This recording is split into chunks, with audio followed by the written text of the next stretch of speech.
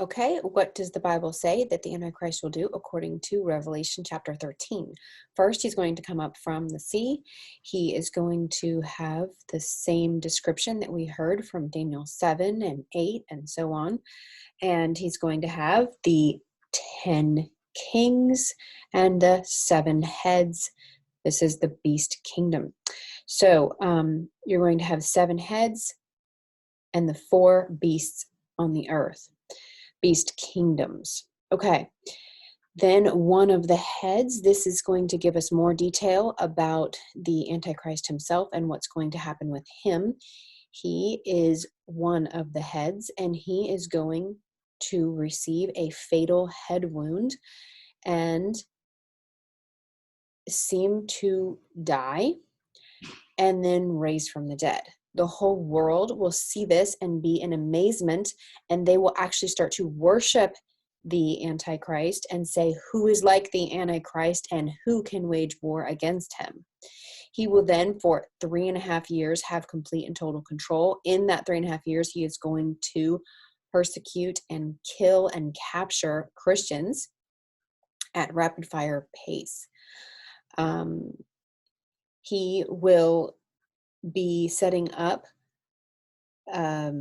worship of himself, and then will come a second person who is going to, he's called the false prophet, and he is going to praise and give glory to the Antichrist and tell the whole world to worship the Antichrist. Then he will set up an image, and he will say to worship the image. The image will actually be in the image of the Antichrist himself. Then this image will actually be breathed into it, the breath of life, and be given breath. He will also then be given the ability to speak, and then to cause anyone who does not worship the image in the Antichrist to be killed. At this time, and we have to remember, it's a very important point, that it is at this specific time that something called the mark of the beast comes into play.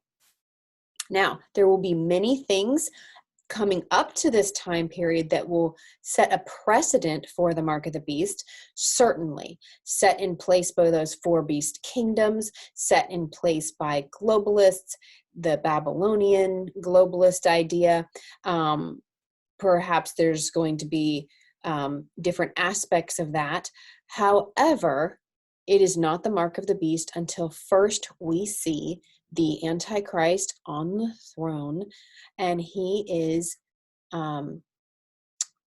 demanding worship, and there's an image set up in the image of the Antichrist. And in worship of the Antichrist, people will take the mark of the beast, and worship is absolutely part of it.